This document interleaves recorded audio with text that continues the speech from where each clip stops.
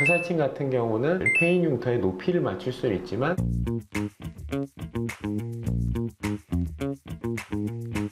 안녕하세요. 로다마니와 부산점 조현기 원장입니다. 오늘도 이제 케이스 리포트로 돌아왔는데요. 오늘은 조금 특이한 질환에 대해서 생긴 흉터로 이제 케이스 리포트를 진행하려고 해요.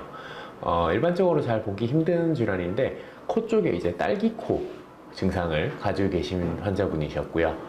이제 딸기코 증상이 심해지다 보니까 처음에는 이제 혈관 붉어지기만 했는데 전체적으로 이제 혈관이 확장되고 그 다음 이제 염증이라든가 부종 이런 것들이 계속적으로 생겼어요. 그래서 이제 염증이 생기다 보니까 그게 없어지고 난 다음에 이제 딸기코는 호전이 됐는데 흉터가 남은 형태의 환자분이셨고요.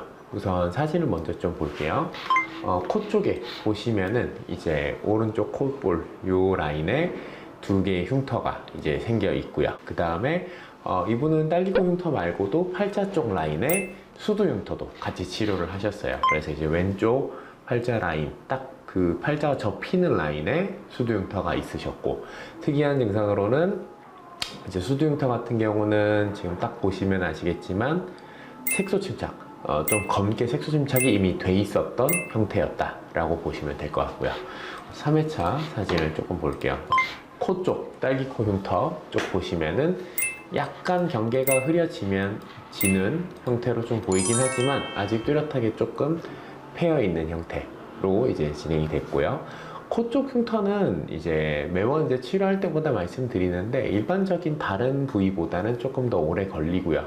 뭐 이런 특정 같은 경우는 코 쪽에 이제 피부적인 특성 때문에 이런 현상이다 라고 보시면 될 것 같아요.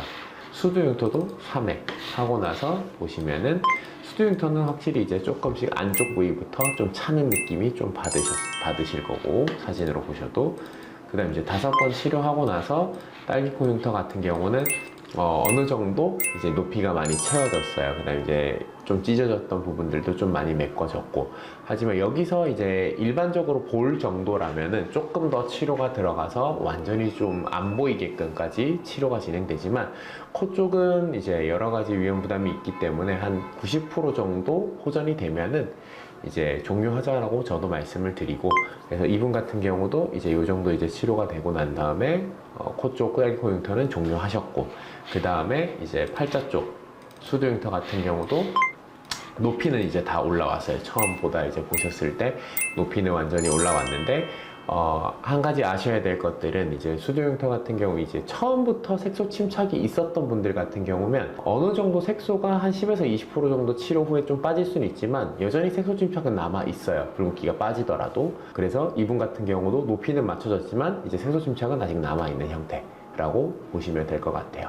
그래서 오늘은 이제 좀 특이한 질환이었던 딸기코로 생긴 흉터로 이제 치료하신 분, 그 다음에 또 한 가지는 이제 색소 침착이 있는 수두 흉터 같은 경우 어떻게 치료되는지에 대해서 이제 한번 보여드렸고요. 퇴살침 같은 경우는 이제 높이에 대한 부분들, 페인 흉터의 높이를 맞출 수는 있지만 색소 침착이 완전히 없어지진 않는다 라고 알고 계시면 될 것 같습니다. 네, 오늘 케이스 리포트는 여기까지 하고요. 다음번엔 또 다른 이제 흉터들로 보여드리도록 하겠습니다. 네, 오늘도 시청해주셔서 감사합니다.